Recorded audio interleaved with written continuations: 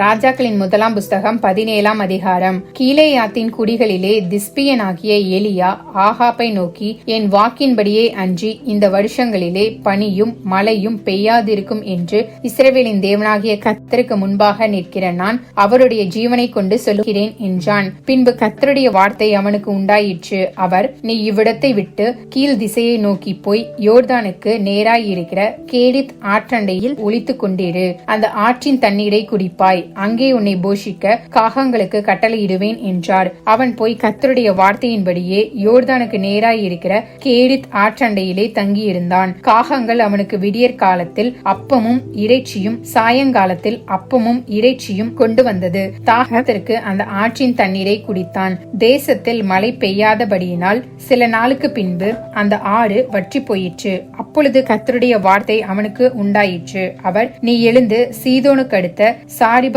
ஊருக்கு போய் அங்கே தங்கியிரு. உன்னை பராமரிக்கும்படி அங்கே இருக்கிற ஒரு விதவைக்கு கட்டளையிட்டேன் என்றார். அப்படியே அவன் எழுந்து சாரிபாத்துக்கு போனான். அந்த பட்டணத்தின் ஒளிமுக வாசலுக்கு அவன் வந்தபோது அங்கே ஒரு விதவை விறகு பொறுக்கி கொண்டிருந்தாள். அவன் அவளை பார்த்து கூப்பிட்டு, நான் குடிக்கிறதற்கு கொஞ்சம் தண்ணீர் ஒரு பாத்திரத்தில் எனக்கு கொண்டு வா என்றான். கொண்டு வர அவள் போகிற போது அவன் அவளை நோக்கி கூப்பிட்டு, கொஞ்சம் அப்பமும் உன் கையிலே எனக்கு கொண்டு வா என்றான். அதற்கு அவள், பானையில் ஒரு பிடி மாவும் களையத்தில் கொஞ்சம் எண்ணெயுமே அல்லாமல் என்னிடத்தில் ஒரு அடையும் இல்லை என்று உம்முடைய தேவனாகிய கர்த்தருடைய ஜீவனை கொண்டு சொல்கிறேன். இதோ, நானும் என் குமாரனும் சாப்பிட்டு செத்து போக அதை எனக்கும் அவனுக்கும் ஆயத்தப்படுத்துகிறதற்கு 2 விறகு பொறுக்குகிறேன் என்றாள். அப்பொழுது எலியா அவளை பார்த்து, பயப்படாதே, நீ போய் உன் வார்த்தையின்படி ஆயத்தப்படுத்து.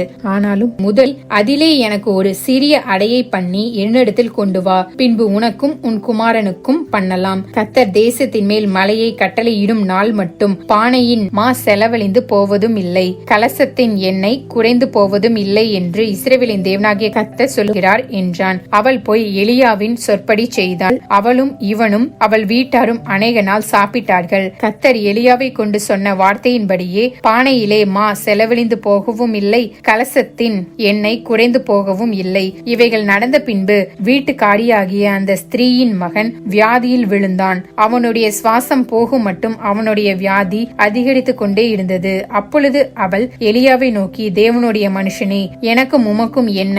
என் அக்கிரமத்தை நினைக்க பண்ணவும் என் குமாரனை சாக பண்ணவுமா என்னிடத்தில் வந்தீர் என்றாள். அதற்கு அவன், உன் குமாரனை என்னிடத்தில் தாய் என்று சொல்லி அவனை அவள் மடியிலிருந்து எடுத்து தான் தங்கியிருக்கிற மேல் வீட்டிலே அவனை கொண்டு போய் தன் கட்டிலின் மேல் வைத்து, என் தேவனாகிய கர்த்தாவே, நான் தங்கியிருக்க இடங்கொடுத்த இந்த விதவையின் மகனை சாக பண்ணினதினால் அவளுக்கு துக்கத்தை வருவித்தீரோ என்று கர்த்தரை நோக்கி கூப்பிட்டு அந்த பிள்ளையின் மேல் 3 தரம் குப்பர விழுந்து, என் தேவனாகிய கர்த்தாவே, இந்த பிள்ளையின் ஆத்துமா அவனுக்குள் திரும்பி வர பண்ணும் என்று கர்த்தரை நோக்கி விண்ணப்பம் பண்ணினான். கர்த்தர் எலியாவின் சத்தத்தை கேட்டார். பிள்ளையினுடைய ஆத்துமா அவனுள் திரும்பி வந்தது. அவன் பிழைத்தான். அப்பொழுது எலியா பிள்ளையை எடுத்து மேல் வீட்டிலிருந்து அவனை கீழ் வீட்டிற்குள் கொண்டு வந்து அவனை அவன் தாயினிடத்தில் கொடுத்து, பார், உன் பிள்ளை உயிரோடு இருக்கிறான் என்று சொன்னான். அப்பொழுது அந்த ஸ்திரீ எலியாவை நோக்கி, நீர் தேவனுடைய மனுஷன் என்றும் உம்முடைய வாயிலிருந்து பிறக்கும் கர்த்தரின் வார்த்தை உண்மை என்றும் இதனால் இப்போது அறிந்திருக்கிறேன் என்றாள் என்பதே. ஆமேன்.